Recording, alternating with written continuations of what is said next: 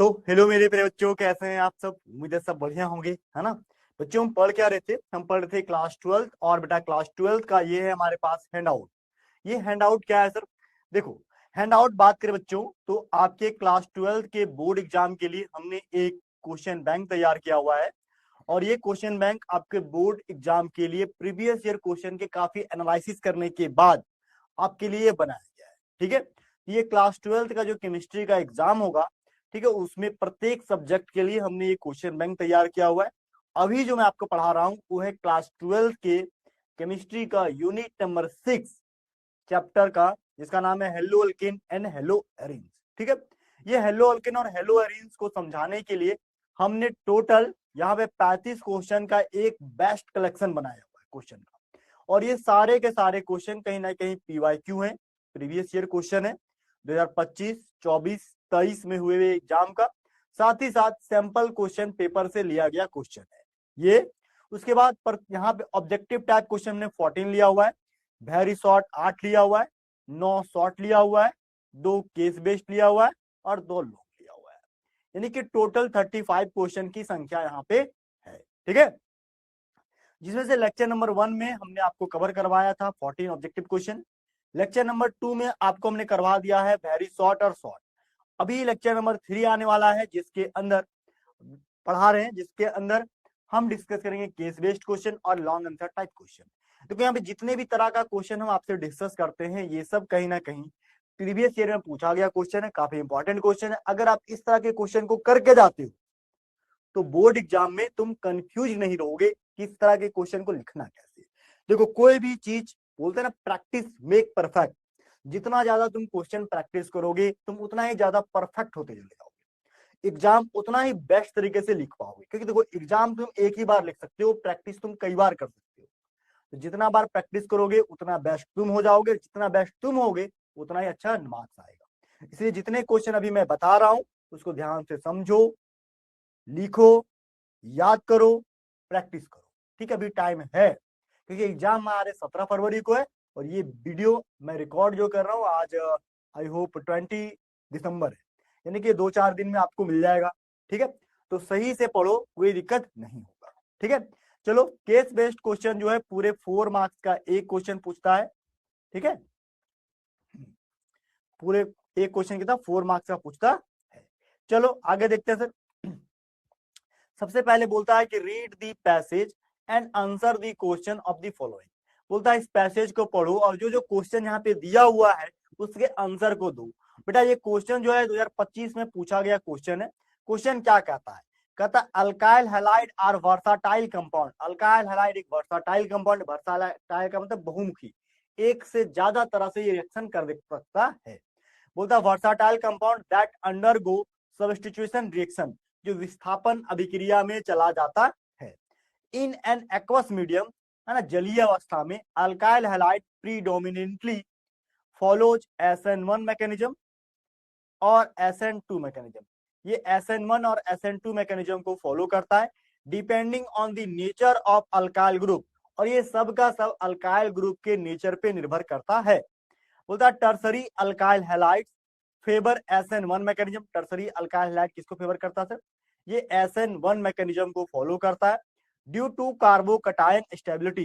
मतलब tertiary alkyl halide SN1 mechanism को follow करता है, क्यों? क्योंकि इसका जो कार्बोकटायन होता है टर्सरी अल्काइल हैलाइड का वो ज्यादा स्टेबल होता है। ठीक है, पहला रीजन। दूसरा क्या कर रहा है कि वाइल जबकि primary alkyl halide undergo SN1 mechanism. देखो प्राइमरी, ये प्राइमरी अल्काइल हैलाइड जो होता है SN2 मैकेनिज्म में जाता है because of lack of steric hindrance. यहाँ पे स्टेरिक हिंड्रेंस की कमी होती है और ये न्यूक्लियोफाइल ग्रुप आसानी से अटैक कर सकता है। बोलो कोई दिक्कत तो नहीं है ना? हाँ, ठीक है।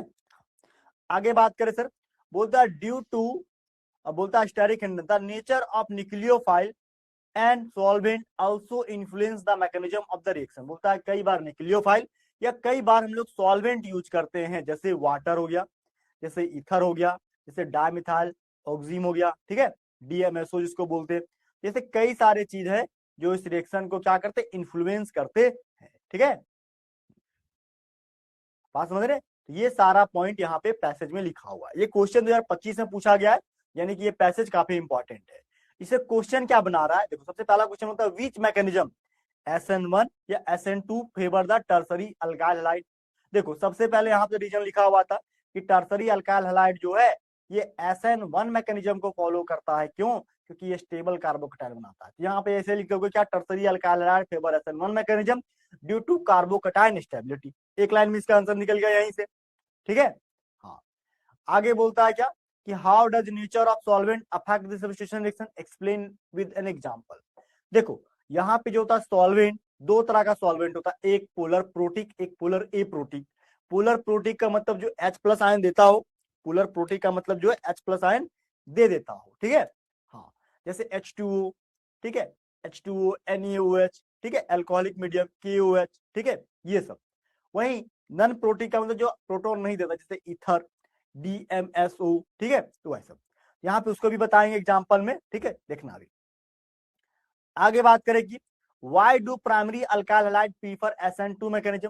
बोलता है क्यों primary alkyl halide SN2 mechanism को फॉलो करता था। यहाँ पे लिखे थे क्या, देखो primary alkyl halide undergo SN2 mechanism because lack of steric hindrance. यहाँ पे क्या होता है सर, स्टेरिक हिंड्रेंस कम होता है, इसलिए न्यूक्लियोफाइल इजीली अटैक कर पाता है, इसलिए प्राइमरी अल्काइल हैलाइड को फॉलो करता है कौन, SN2 मैकेनिज्म, ठीक है। बात समझ रहे, जो यहाँ पे क्वेश्चन दिया हुआ उसी का आंसर 1 बाय 1 करके लिखते हैं। सबसे पहले यहाँ पे क्या लिखा हुआ है सर, देखो ध्यान से। क्वेश्चन पूछा क्या है कि टर्सरी अल्काइल हैलाइड किसको फॉलो करता है। अभी हमने बताया था कि टर्सरी अल्काइल हैलाइड, ठीक है, favour SN2 mechanism because they form stable carbocation. ये क्या करता है सर, स्टेबल कार्बोकटायन को बनाता है in the rate determining step and facilitated bye inductive effect and hyper conjugation from 3 alkyl group. जैसे कहने का मतलब यहाँ पे क्या है, देखो sir, CH3 3 times Br alkyl group, tertiary alkyl bromide है,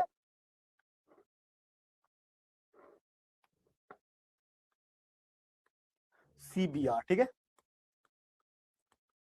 हाइड्रोक्साइड आयन जैसे ही अटैक किया, क्या बना यहाँ पे, CH3 3 टाइम COH, ठीक है।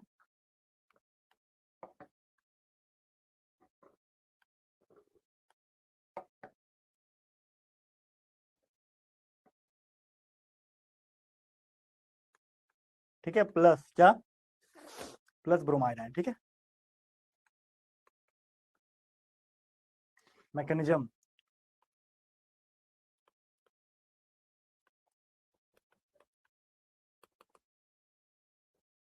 मैकेनिज्म क्या मैकेनिज्म है यहाँ पे, देखो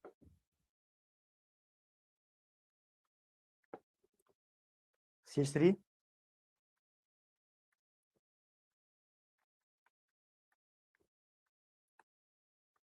Br, ठीक है। देखो होगा क्या सर, यहाँ पे होगा क्या, ये Br यहाँ से निकलेगा, ठीक है।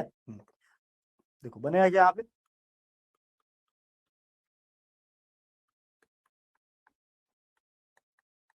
CH3 बना, ब्रोमाइड आयन बाहर, ठीक है। यहाँ पे जो बना है ये टर्सरी अल्काइल है। अब यहाँ पे क्या होगा सर, स्टेप नंबर 2 में देखो, तो अब होगा क्या, यहाँ पे अटैक होगा, क्या अटैक होगा सर, देखो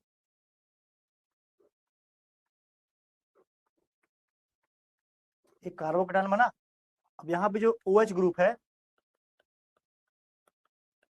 सीधा अटैक करेगा, बनाया क्या, अल्कोहल बन जाएगा। देखो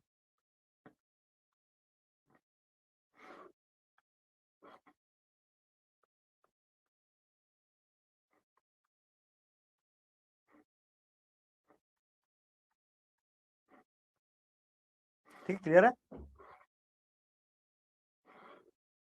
बोलो कोई दिक्कत तो नहीं है ना। टर्सरी ब्यूटाइल अल्कोहल क्या बनेगा यहाँ पे,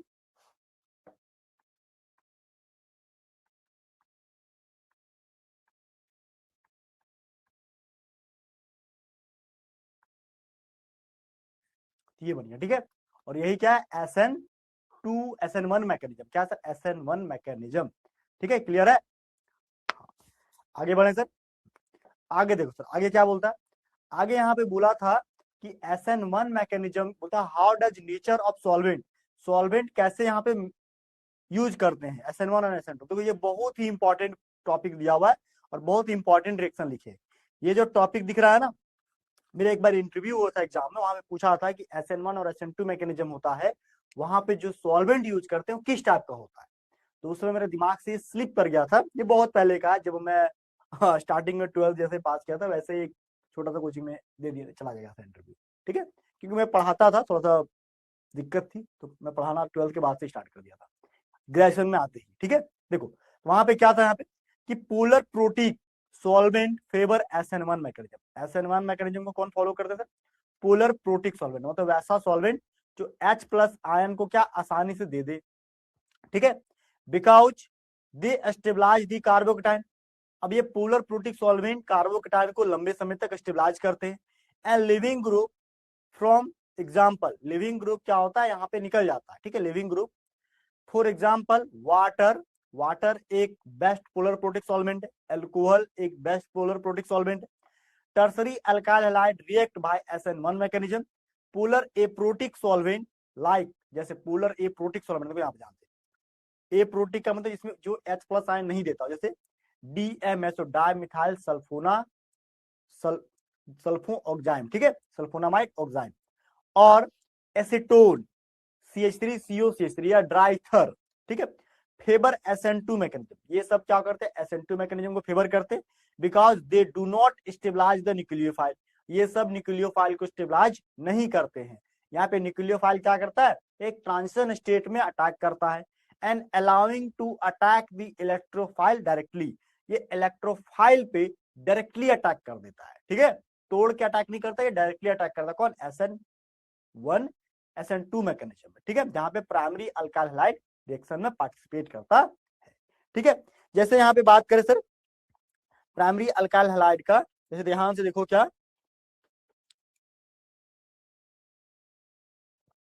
देखो SN2 मैकेनिज्म, अभी क्या लिख रहे हैं सर, देखो अब तीसरा क्वेश्चन क्या था, तीसरा क्वेश्चन था why do primary alkyl halide prefer SN2 mechanism. अब देखो ये SN2 मैकेनिज्म क्या होता है, SN1 और SN2 मैकेनिज्म का बात करें, सबसे पहले यहाँ पे देखो नाम तुमको पता होना चाहिए, सभी बच्चों को SN1 और SN2 का नाम पहले पता होना चाहिए। बहुत सारे बच्चों को SN1 और SN2 का नाम ही पता नहीं होता है। देखो ऊपर में सारा लिखा हुआ है, मैं नीचे बस समझा रहा हूँ। देखो SN2 का पूरा नाम है क्या, सब्स्टिट्यूशन न्यूक्लियोफिलिक बायोमोलिकुलर रिएक्शन। ठीक है, सब्स्टिट्यूशन सब्स्टिट्यूशन ठीक है, न्यूक्लियोफिलिक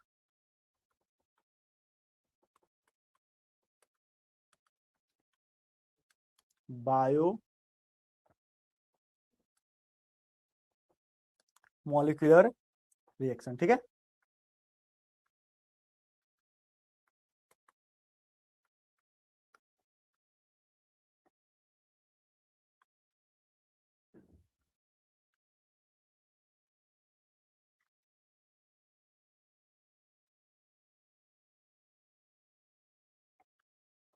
ठीक है, क्लियर है, आगे बढ़े। जैसे देखो यहाँ पे क्या CH3Cl, यहाँ पे क्या है, यहाँ पे KOH, एक्वस मीडियम क्या बना यहाँ पे, बन जाए यहाँ पे CH3OH और KCl बन के बाहर। ठीक है, यहाँ पे सबसे पहले क्या बोलता है, इसका जो मैकेनिज्म है SN2 mechanism, primary alkyl halide है, यहाँ पे मैकेनिज्म क्या होगा, देखो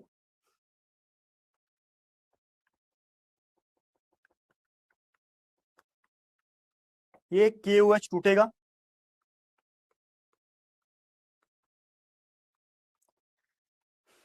K प्लस और OH नेगेटिव चार्ज है। ठीक है, क्लियर है।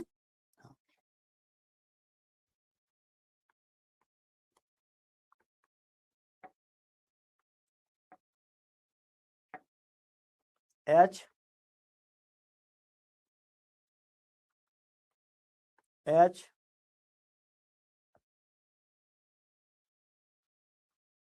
ठीक है, देखो Cl, ये Cl ऐसे लीव नहीं करेगा, ये अटैक करेगा। ठीक है, समझ रहे हो, हाँ, ये यहाँ पे लीव करेगा, और यहाँ पे जनरेट होगा ट्रांजिशन स्टेट। क्या बना sir, transition state. Transition state में क्या होता है सर, ये जो होता है एंट्री लेगा, ये यहाँ से एग्जिट लेगा।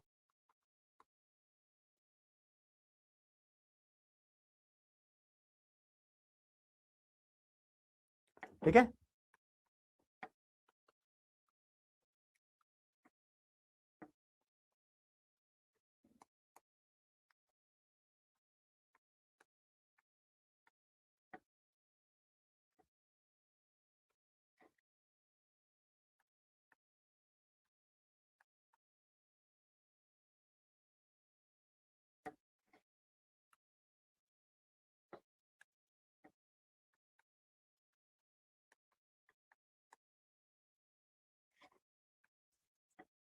ठीक है, क्लियर है।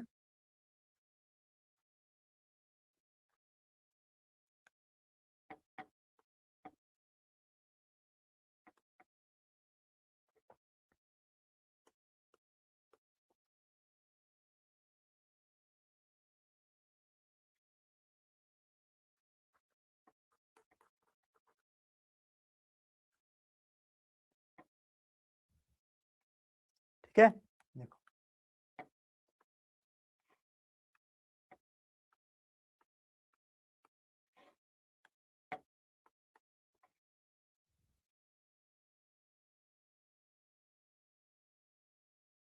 ये बन गया क्या, SN1 मैकेनिज्म। यही बोल रहा है यहाँ पे क्या, देखो सिंपल सी बात कि primary alkyl halide prefer SN2 mechanism because lack of steric, यहाँ पे कोई स्टेरिक हिंड्रेंस नहीं, आराम से अटैक किया, 1 डिग्री है। ठीक है, हाँ, allow the nucleophile to attack the carbon atom and halogen directly in the one state reaction। ये एक ही स्टेट में पूरा रिएक्शन होता है। ठीक है, इसको बोलते हैं ट्रांजिशन स्टेट। और ये क्या, SN2 मैकेनिज्म। ठीक है, SN2 मैकेनिज्म में सबसे ज्यादा रिएक्टिव होता है 1 डिग्री, फिर 2 डिग्री, फिर 3 डिग्री, ये आपको पता होना चाहिए। और SN1 में सबसे ज्यादा रिएक्टिव कौन होता है सर, 3 डिग्री, 2 डिग्री, फिर 1 डिग्री। ठीक है, चलो आगे चलते हैं। ठीक है, आगे क्या, यही बात हिंदी में लिखा हुआ, अल्काइल हैलाइड बहुमुखी यौगिक है, SN1 SN2 को फॉलो करता है। जो बात वहां बताए सेम टू सेम वही बात है, और उसका आंसर भी लिखा हुआ है हिंदी, तो पढ़ लीजिएगा, अभी हमने आपको समझा दिएगा करके। ठीक है, अब आता है यहाँ पे क्वेश्चन नंबर 33, और ये केस बेस्ड क्वेश्चन 2025 में ये भी पूछा गया है। ठीक है, 2 पैराग्राफ यहाँ पे पूछा गया था। ठीक है, देखो क्या कहता है, कहता है कि haloarenes are aromatic compound. Haloarene कैसा कंपाउंड सर, एक एरोमेटिक कंपाउंड है, वैसा कंपाउंड जो साइक्लिक रिंग में होता है, containing halogen atom attach to the benzene ring, जो बेंजीन रिंग के साथ क्या होता है, अटैच होता है, जुड़ा होता है। These compounds are resistant of degradation, ये डिग्रेडेशन में जुड़ा होता है due to strong CX bond, क्योंकि ये CX बॉन्ड से जुड़ा होता है। And resonance stabilisation of aromatic ring, ये एरोमेटिक रिंग के साथ क्या करता है, स्टेबलाइज होता है। ठीक है, बोलता है and resonance stabilisation of aromatic ring while, जबकि they are widely used in industry, इसको बृहद रूप से हम इंडस्ट्री में इस्तेमाल करते हैं फॉर मेकिंग पेस्टिसाइड, जिससे हम क्या बनाते हैं सर, पेस्टिसाइड बनाते हैं, जैसे डाई, रंजक, रंग बनता है, plastics, improper disposal leads to environmental corner as they accumulate in food chain. बोलता है कई बार ऐसे पेस्टिसाइड होते हैं जो हमारे फूड चेन में चले जाते हैं और लिविंग ऑर्गेनिज्म को टॉक्सिक कर देते हैं, हमारे बॉडी पार्ट जैसे लीवर को खराब कर देते हैं। ठीक है, हमारे स्टमक को खराब कर देते हैं। ठीक है, किडनी को खराब कर देते हैं। तो वैसे पेस्टिसाइड को क्या कर दिया गया, बैन कर दिया गया अभी फिलहाल। ठीक है, देखो वही यहाँ पे यहाँ दिया पैराग्राफ, देखो क्वेश्चन क्या कि why are haloarenes resistant to degradation in environment. बोलता है कई सारे हेलोएरिन को बैन क्यों कर दिया गया है। ठीक है, देखो हेलोएरिन जैसे DDT है ना, dichlorodiphenyltrichloroethane. ठीक है, इसको बैन कर दिया गया, ये हम पढ़ा चुके हैं आपको।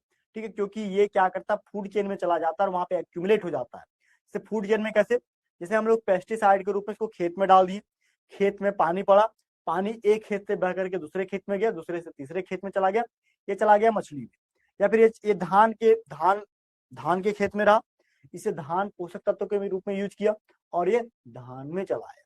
ठीक है, उसी के अंदर धान, उसी पानी में फसल उगाए तो फसल में चला जाएगा वो DDT, या फिर वो मछली के अंदर चला गया, मछली पानी पिया, मछली को हम खाए, हमारे अंदर आ गया। ठीक है, इसीलिए DDT को क्या किया गया, बैन कर दिया गया बहुत सारे कंट्री में। ये बहुत ही खराब पेस्टिसाइड है। ठीक है, आगे क्या, ये नॉन बायोडिग्रेडेबल, मतलब ये कभी भी खत्म नहीं होता है, ये कहीं ना कहीं जमा ही बना ही रह जाता है। ठीक है, आगे suggest one way to minimise the environmental impact of haloarene. बोलता है एक तरीका सजेस्ट करो जिससे क्या हेलो एरिन के इम्पैक्ट को क्या किया जा सके, मिनिमाइज कर दिया, कम किया जा सके। Next, how does the resonance stabilisation in haloarene make them less reactive towards nucleophilic substitution. बोलता है जो इसको लेस रिएक्टिव बनाता है न्यूक्लियोफिलिक सब्स्टिट्यूशन, ये बात हम बता चुके हैं, आप पीछे ही बता चुके हैं, अभी बता रहे हैं, ठीक है। देखो आपके क्लास नोट्स में इससे रिलेटेड क्वेश्चन है। क्या होता है कि हेलो एरिन के पास 3 लोन पेयर है। अब लोन पेयर रिंग में चला जाता है, इससे यहाँ पे पार्शियल डबल बॉन्ड का कैरेक्टर जनरेट होता है और 3 जगह पे नेगेटिव नेगेटिव चार्ज जनरेट हो जाता है रिंग पे। अब ये नेगेटिव चार्ज एक ही चीज करता है कि इस पे इलेक्ट्रोफाइल अटैक नहीं कर पाता है। इलेक्ट्रोफाइल अटैक करेगा केवल ऑर्थो और पारा पे, न्यूक्लियोफाइल तो नाम भी नहीं ले पाएगा। क्यों? अरे कोई अमीर आदमी अमीर के पास नहीं जाएगा, ये हेलो और इनके पास ऑलरेडी नेगेटिव चार्ज होता है, तो न्यूक्लियोफाइल अपना नेगेटिव चार्ज यहाँ पे देने नहीं आएगा। ठीक है, बात समझ, इसलिए न्यूक्लियोफाइल यहाँ पे लेस रिएक्टिव होता है। ठीक है, तो चलो एक एक करके तीनों क्वेश्चन का आंसर जानते हैं। यहाँ पे हिंदी में वही दिया है कि हेलो एरिन एक सुगंधित यौगिक है जिन्हें बेंजीन रिंग से जुड़े हाइड्रोजन परमाणु होते हैं। ये यौगिक मजबूत CX आबंध से सुगंधित जुड़े होते हैं। सुगंधित रिंग के अनुनाद स्थिरीकरण के कारण अपघटन के लिए प्रतिरोधी होते हैं, जबकि इनका व्यापक रूप कीटनाशकों, रंगों, प्लास्टिक आदि बनाने के लिए उद्योग में उपयोग में किया जाता है। अनुचित निपटान से, मतलब सही तरीके से अगर इसका निपटान नहीं किया गया तो पर्यावरण संबंधी चिंताएं पैदा होती है, क्योंकि ये खाद्य श्रृंखला में जमा हो जाते हैं और जीवित जीवों के लिए विषाक्त या टॉक्सिक जहर का काम करता है। कौन? Hello Erin. ठीक है, वो लिखा हेलो एरिन पर्यावरण के में अपघटन के प्रति प्रतिरोधी क्यों है। पहला क्वेश्चन जो इंग्लिश में वहां लिखा था, हेलो एरिन के पर्यावरणीय प्रभाव को न्यूनतम करने का एक तरीका सुझाइए।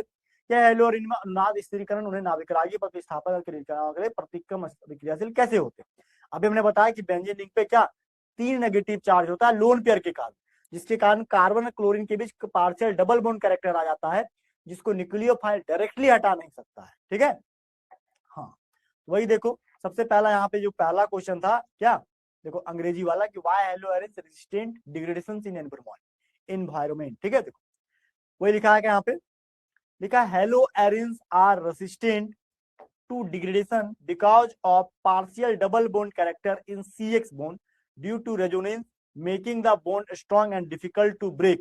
देखो होता क्या है, क्या कह रहा है, यहाँ का जो क्लोरीन है ना, इसके पास 3 लोन पेयर होता है और बेंजीन के अंदर ऑलरेडी 3 बॉन्ड पेयर होता है।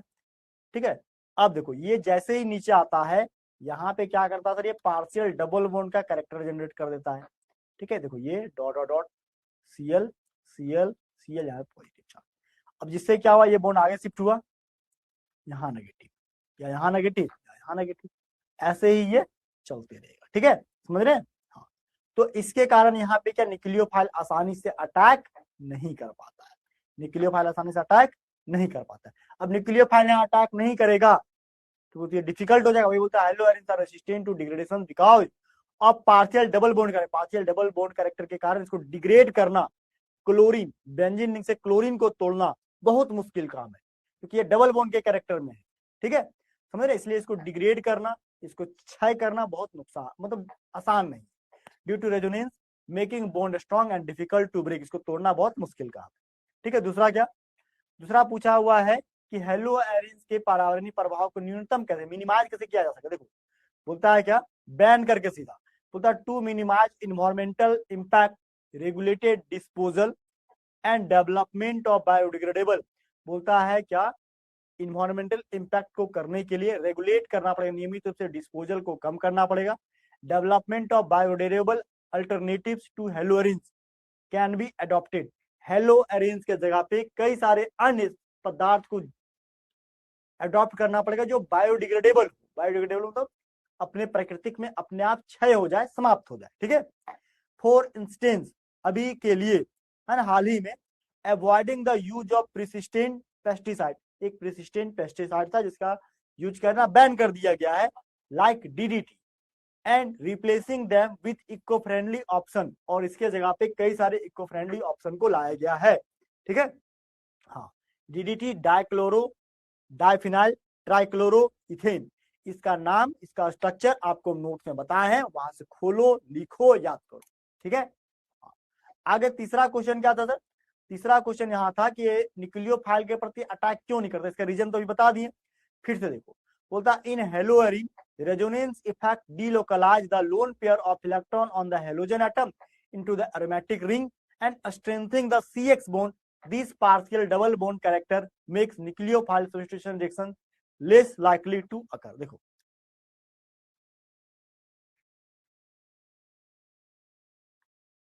ठीक है,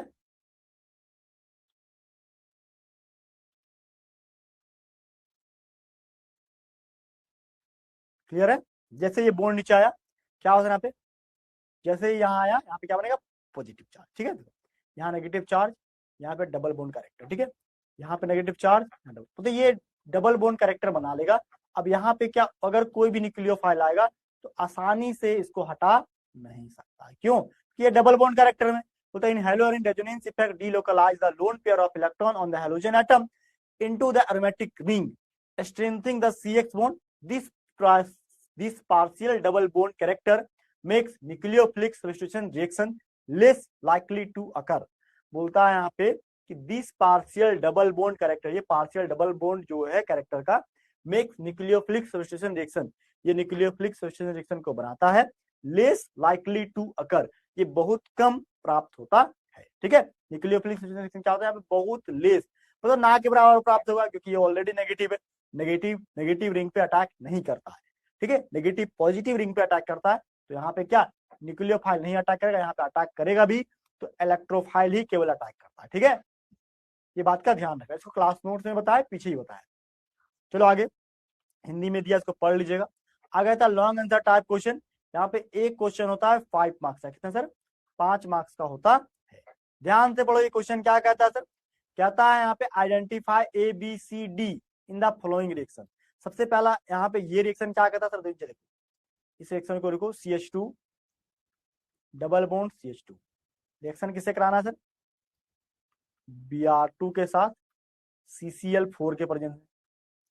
कार्बन टेट्राक्लोराइड, देखो ये बॉन्ड क्या करेगा, ब्रेक करेगा, और दोनों तरफ Br लग जाएगा, CH3 Br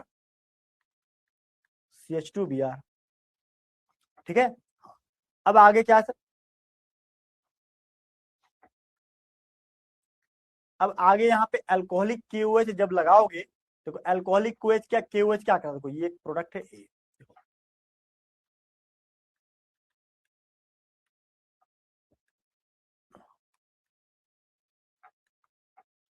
KOH alcoholic medium जो होता है अल्कीन जनरेट करता है, यानी कि यहां से एक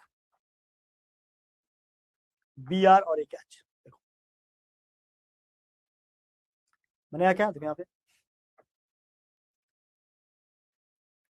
एक H को नीचे करो, डबल बॉन्ड CH एक Br। ठीक है, यहाँ पे एक डबल बॉन्ड खत्म हुआ। ठीक है, HBr बन के बाहर, KBr और क्या H2O बन के बाहर, एक स्टेप और जाएगा, फिर से अल्कोहलिक KOH ऐड करेगा OH H के साथ,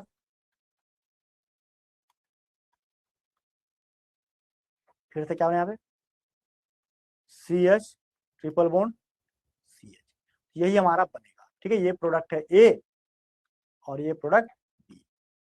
ठीक है, अल्कीन बन जाएगा। नेक्स्ट क्या है सर, नेक्स्ट दिया KOH के साथ, देखो यहाँ पे 2 नंबर यहाँ पे लिखो सर, पहला नंबर ये, दूसरा नंबर ये, CH3 CH2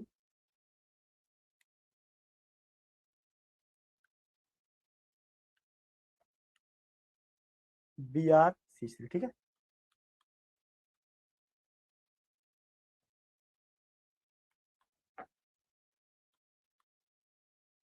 KOH अल्कोहलिक।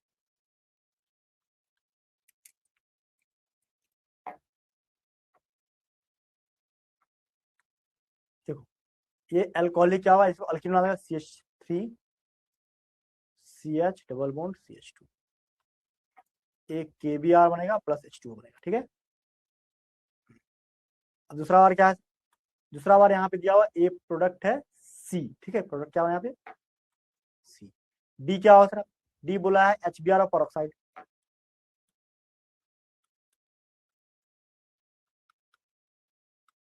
ठीक है। तो ये HBr के साथ क्या बोलता है कि नेगेटिव पार्ट वहां जाएगा जहां पे हाइड्रोजन की संख्या क्या बहुत ज्यादा है। ठीक है,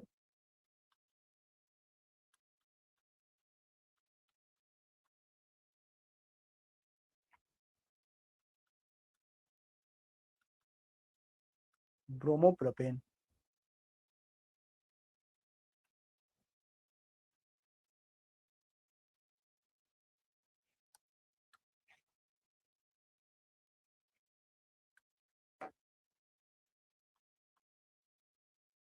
ब्रोमोप्रोपेन। क्लियर है? आगे चलें, आगे चलें। ठीक है,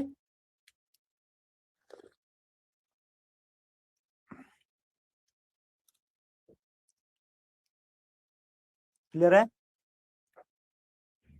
चलता है आगे। क्या लिखा हुआ सर? यही प्रोडक्ट बना हुआ है। आगे यहाँ पे क्या 3 टाइप्स ऑफ रिएक्शन है। Write the short notes on this reaction. कौन कौन? वुड reaction, Finkelstein reaction, Sandmeyer reaction. देखो ये हमने टोटल 20 रिएक्शन याद करने के लिए बोला है। इस रिएक्शन में अभी 3 रिएक्शन यहाँ पे और पीछे 3-4 रिएक्शन और था। तो ये सारा रिएक्शन नेम रिएक्शन आपको याद कर लेना। ठीक है, देखो क्या कहता है वुड रिएक्शन। वुड रिएक्शन में जो होता है हायर अल्केन बनाते हैं। क्या बनाना सर? हायर अल्केन बनाते हैं, कोर यही है इसका। फिनक्लास्टन रिएक्शन में क्या करते हैं सर? देखो एक होता है स्वार्ज रिएक्शन में फ्लोरो अल्केन, फिनक्लास्टन रिएक्शन में अल्काइल हाइड्राइड बनते हैं। ठीक है, और आता है सेंडमेयर रिएक्शन। सेंडमेयर रिएक्शन में क्या होता है सर? यहाँ पे हम लोग क्लोरोबेंजीन बनाते हैं। ठीक है, या हेलोबेंजीन बोल, ठीक है। कुल मिला के यही है। देखो सबसे पहले यहाँ पे लिखते हैं वुड रिएक्शन किसको कहते हैं। देखो वुड रिएक्शन बोलता है when alkyl halide are treated with sodium. जब हम अल्काइल हैलाइड को सोडियम मेटल के साथ ट्रीट कराएंगे in the presence of dry ether to form क्या हायर अल्केन। जैसे देखो क्या यहाँ जनरल रिएक्शन लिखा हुआ है CH3Cl 2NaCl CH3। ठीक है,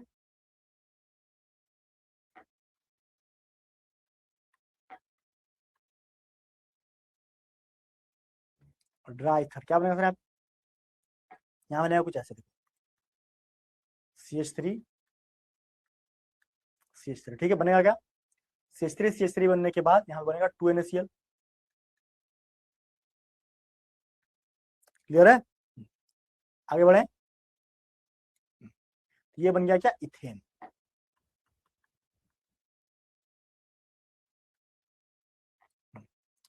आगे चले, पहला दूसरा देखो।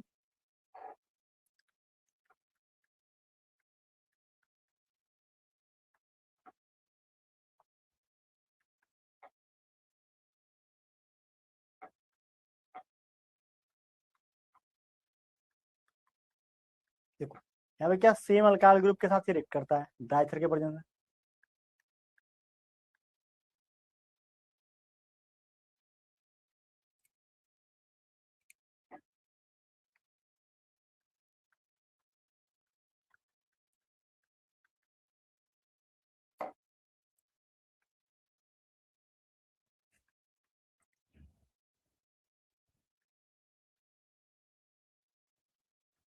क्लियर है? आगे चले, चले आगे।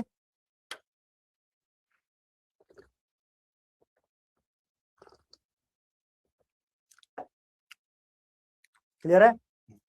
देखो आगे। अब ये आता है वुड रिएक्शन के बाद फिनक्लास्टन रिएक्शन। फिनक्लास्टन रिएक्शन में क्या होता है सर? आयोडोल्केन बनता है। देखो आयोडोल्केन कैसे बनेगा सर? सिंपल देखो क्या कि CH3Cl को हम सोडियम आयोडाइड के साथ अभिक्रिया करा देंगे इन द प्रेजेंस ऑफ एसीटोन। क्या बना था यहाँ पे?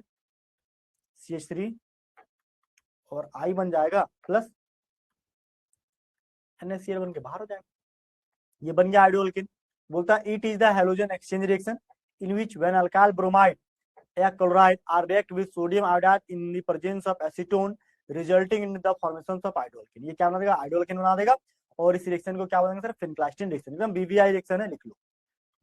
स्वार्ज reaction, Finkelstein reaction, Williamson synthesis reaction, ठीक है, Sandmeyer reaction, Gattermann reaction, Dow's process, ये सब इंपॉर्टेंट रिएक्शन है इस चैप्टर का। आगे देखो सेंडमेयर रिएक्शन क्या? ये बनाएगा क्या, आयोडो या क्लोरोबेंजीन या ब्रोमोबेंजीन। देखो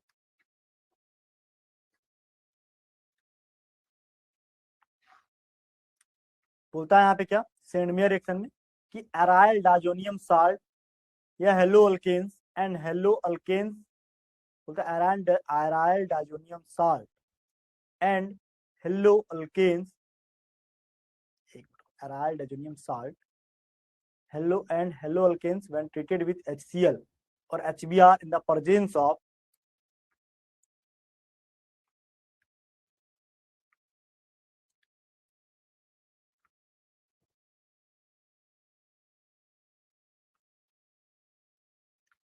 aryl diazonium salt and hello arenes treated, hello alkane, hello alkanes when treated with किसके साथ, aryl diazonium salt are treated with, तो aryl यहाँ पे छोड़ दिया को, aryl diazonium salt are treated with सीधा, ठीक है। देखो are treated with HCl और HBr in the presence of cuprous chloride या cuprous bromide, ठीक है। The reaction is called Sandmeyer reaction, तो क्या बोलेंगे सर, सेंडमियर रिएक्शन कहेंगे, ठीक है। यहाँ पे होगा क्या, देखो बेंजीन डाइजोनियम क्लोराइड, ठीक है, BDC, जैसे किससे किया, HCl, ठीक है। देखो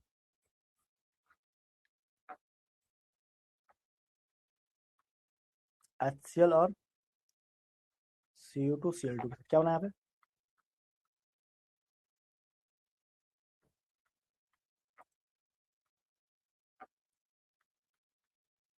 ठीक है, N2, क्लियर है। बस इसका नाम है क्लोरोबेंजीन,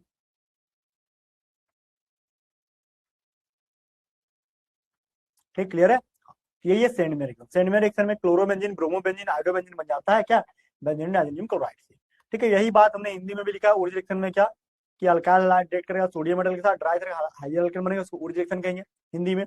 वहीं फिर क्लास रिएक्शन में क्या, एक हैलोजन विनिमय अभिक्रिया है जिसमें अल्काइल ब्रोमाइड या क्लोराइड एसीटोन या सोडियम आयोडाइड के साथ अभिक्रिया करता है, जिसके परिणाम स्वरूप आयोडोअल्केन बनता है, और ये फिनक्लास्टन रिएक्शन है। इस तरह सेंडमियर रिएक्शन में क्या लिखा हमने कि एरियल डाइजोनियम लवण विलियन को जब क्यूपरस क्लोराइड या क्यूपरस ब्रोमाइड की उपस्थिति में HCl या HBr के साथ अभिक्रिया किया जाता है, तो अभिक्रिया को सेंडमियर अभिक्रिया कहते हैं। यहाँ पे क्लोरोबेंजीन या ब्रोमोबेंजीन बनता है, ठीक है।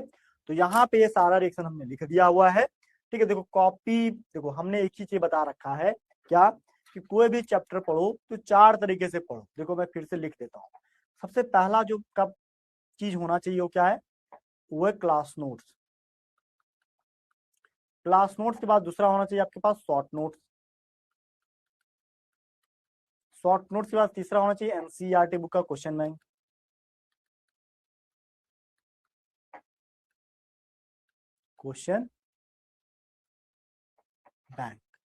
और चौथा सबसे इंपॉर्टेंट चीज है वो है क्या, PYQ और हैंडआउट।